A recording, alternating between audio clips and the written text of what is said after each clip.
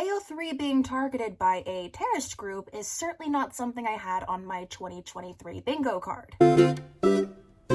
Well, everyone, if you're in the fanfiction reading community, you know that last week there was a great disturbance in the force. On July 10th, a collective cry from millions rippled throughout the world because AO3 was down for the count. The site wasn't loading, people were getting error messages, and no one could access their sweet serotonin-giving fix, their emotional support tales, their brain rot-inducing bedtime stories. I say this affectionately, mind you, because I too was going through it. But unlike the previous instances of AO3 going offline for a few hours for routine site maintenance or server checkups, this was no planned pause. AO3 was attacked. A DDoS attack, to be precise. DDoS stands for Distributed Denial of Service. It's a type of cyber attack where the attacker will just flood a server with a metric ton of malicious traffic. Just a tsunami of garbage requests, so much so that it overwhelms the targeted server and halts any communications, operations, services,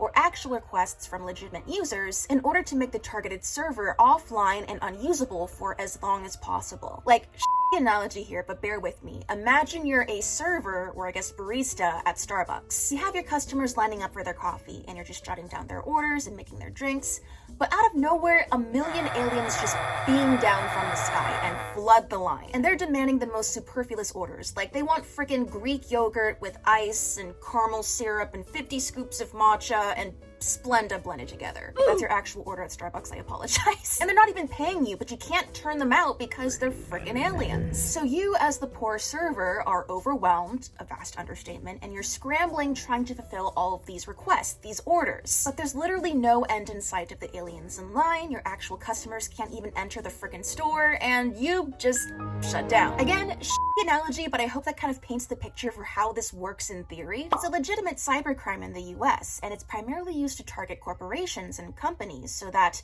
while their services and servers are inaccessible and down for the count, they're hemorrhaging money, which makes the attack on AO3 curious because AO3 is a non-profit. No one is making money off of it. AO3 takes donations to maintain their servers, which is expensive because with all of the clicking around you do, like reloading the site and searching for fix, that takes bandwidth, and with over 11 million fics in over 58,000 fandoms, that's a lot of bandwidth, and that costs a lot of money. There's no ads running on the site, it's entirely user-driven, and it takes a lot to keep it running smoothly on a day-to-day basis. Donations also go towards the Organization of Transformative Works Legal Fund, which is the organization that AO3 is under, and the legal fund is there to protect fans' rights to write fic in the first place, because copyright is a freaking mess. But back to the AO3 shutdown, the archive was only down for 1 day, thank God, and it was back in business on July 11th. From around 5 a.m. PST on July 10th to around 9 a.m. PST on July 11th, so roughly 28 hours. It was a very long 28 hours though. A few pages and features were down for a while longer as security measures, such as the support and feedback form, policy questions and abuse reports page, donation page, as well as invitation requests to get an AO3 account. But they have since been reinstated no problem. And while the donation page was down, an AO3 status account impersonator on Twitter tried to scam users for money, but that was also quickly and thankfully suspended. Fanlore, the grand Wikipedia for all things fan culture related, also had some issues due to the DDoS attack, because it also falls under the Organization of Transformative Works alongside AO3. DDoS experts and cybersecurity whizzes were like,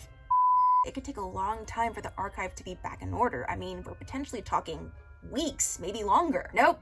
28 hours, with a shiny new Cloudflare cybersecurity setup. You do not mess with fic readers and our access to said fics. And I just want to take this moment to wholeheartedly thank the AO3 volunteers who worked so damn hard throughout all of this to get the site back into fighting shape, trying multiple tactics, working for hours on end. Again, volunteers for the archive that have actual day jobs working for like 12-hour shifts trying to find a solution to the AO3 shutdown. You guys are the freaking MVPs and actual lifesavers. All so we could get our fanfics back. And if any of you volunteers happen to be watching this and you were working on the shutdown, thank you so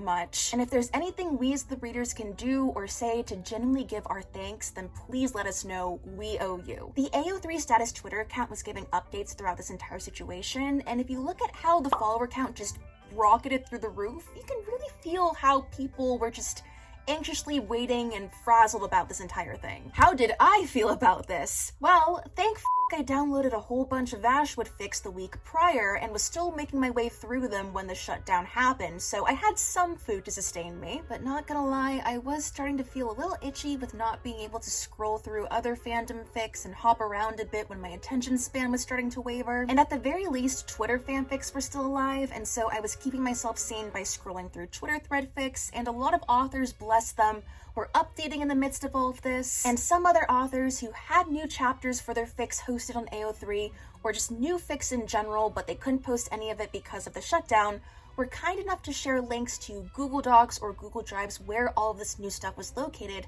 so their readers could enjoy it during the shutdown, which was really, really kind and generous of them, and they only asked that people leave comments and kudos on the new chapters and fics once AO3 was back up and running, which to my knowledge people did. So, some readers compiled all the fics they downloaded into Google Drives they then shared with other readers in the same fandom who did the same, and then the links got shared around on blogs and websites, and so you had kind of like a mini archive going on. Overall, it was really heartwarming seeing the fic reading and writing community come together and pool what they had and share it with one another, or just create things together in the meantime. It sounds kind of silly because it's like, oh, it's just fan fiction, it's not that big of a deal, so the website's down for a day, but we didn't know how long this would last for. Again, experts were saying that this could go on for weeks, so we were ready for the long haul. And while fanfic may seem like, oh, it's just silly stories written by fans, at the heart of it all, fanfiction builds community. It's written by fans for other fans. And just like any other big hobby out there, it could really mean the world to people. Again, myself included, so yeah, it was just really, really cool and kind of restored my faith in humanity a bit, just seeing how this went down. AO3 in particular means a lot to people because it was born out of the need for an archive of our own. A place free of corporate advertising, censorship to make it as squeaky clean and marketable as possible, literally built from the ground up by fans. In addition to all of that, a lot of AO3 readers migrated to Wattpad for the day, and it was even trending for a bit. And it was funny seeing people who grew up with Wattpad and then later moved on to AO3 lamenting having to go back. I actually was never a Wattpad girl. I was on fanfiction.net, LiveJournal, and even DeviantArt back in the day before AO3 came along. And people were flocking to fanfiction.net and Tumblr and Quotet for fics with mixed success. Some fanfic readers picked up physical books for the first time in years, and some unbelievable. 2023 really is the year of the impossible, huh? But regardless of AO3 readers' methods for coping, this was the longest AO3 has ever been down for, unexpectedly at that, and the withdrawal was hitting the masses hard. I'm insane in the membrane. Insane in the membrane. Insane in the brain. Crazy insane. In typical fandom fashion, some coped with AO3 shutdown by writing fanfic, albeit in perhaps unconventional spaces. The site's Down Detector and Is It Down Right Now, which provided real-time info about AO3 status, had an explosion of fandom tomfoolery go down in the comment section, complete with communal fics full of drama, romance, action, and crack. God, I love how weird we are. So, who was the attacker and why did they try this DDoS attack in the first place? Well, the organization that claimed responsibility for the DDoS attack is called Anonymous Sudan. They're a self-proclaimed hacktivist group that came about in January of this year and has a history of DDoS attacks, going after Microsoft, Scandinavian Airlines, and Reddit recently. These messages were from Anonymous Sudan's online Telegram group. It's part of our campaign targeting companies registered in the United States. Any American company can be targeted. It doesn't matter who and which company it is. If it's American, we will target it. They apparently targeted AO3 because, and I quote, "We are against all forms of degeneracy, and the site is full of disgusting smuts and other LGBTQ+ and NSFW things. We bear the good news that we will continue attacking AO3 and will not stop anytime soon. It makes zero difference to us. Only person harmed here are the pedophilic admins of AO3 that are corrupting children with their disgusting propaganda that goes against all forms of nature and human morality. We will not allow your disgusting site to continue normalizing such immoral and detestable things. We can bypass any protection you put. We will make sure the site goes off for the longest time possible as your experts scratch their heads cluelessly to find a solution. You will be prevented from corrupting our children, and you will not be able to do anything about it. This is also a warning to any sick corporation that aims to corrupt our youth with their propaganda. Finally, experts of AO3, we hope you enjoy your extra work hours. Fans of AO3, you only motivate us to continue attacking with your insults and shallow threats. It doesn't harm us and won't make us stop. They also had a ransom demand. You have exactly 24 hours from the time of this posting of this offer to fill up this Bitcoin wallet with $30,000. If it gets filled up before the 24-hour time frame, we promise to halt all DDoS attacks immediately and never attack this site again. Otherwise, we will keep it down for weeks as we have done with other companies before. You can research our history. Bitcoin.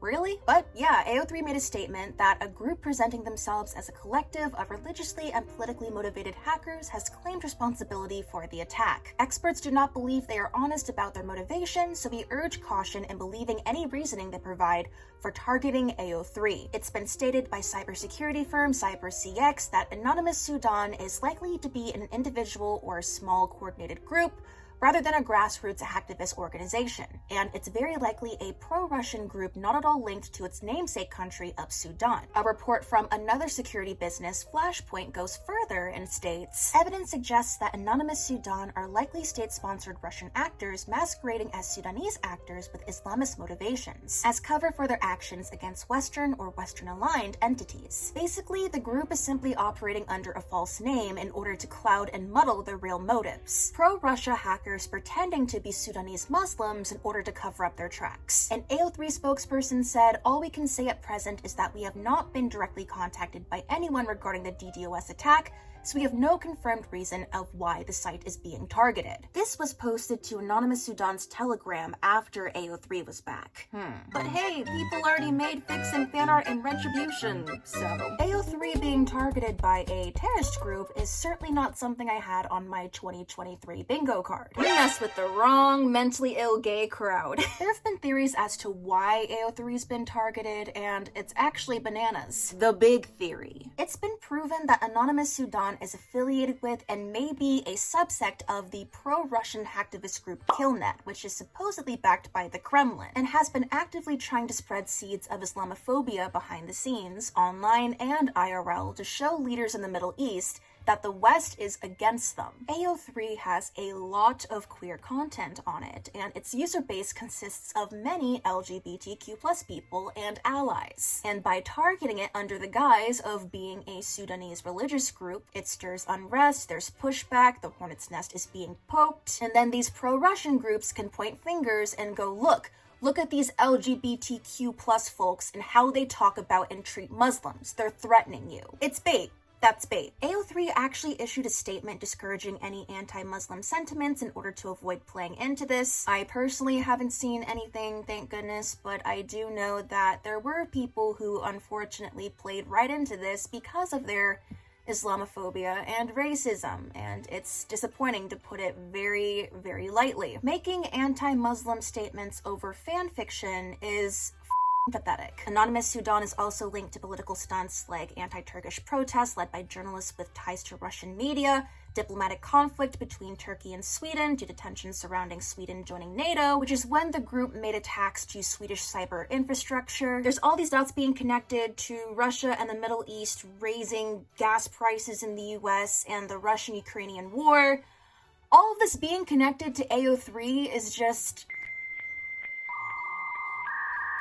a lot to wrap your head around. A DDoS attack targeting AO3 in general is a bit odd, especially since there's plenty of other higher profile targets with much more degeneracy out there, which makes me wonder, maybe Anonymous Sudan did this just because they could. Like, it was just old-fashioned bigotry on a very niche stage. AO3 did get officially blocked in Russia, but a fanfiction website having that big of a target on its back from a whole ass country to the point where it's included in a scheme to help strengthen ties between Russia and the Middle East is possible, but I'm not sure about probable. But I'm no cyber attack or political expert. So, and then going further down the rabbit hole, the language in the message overall is odd. For one, some have stated that the English and Arabic translations don't quite add up or match. The use of LGBTQ+ struck many as odd, as most homophobic folks who were highly religious, especially in areas not highly influenced by the West, would not even know or bother with the LGBTQ+ label. People were saying it was odd that the word smuts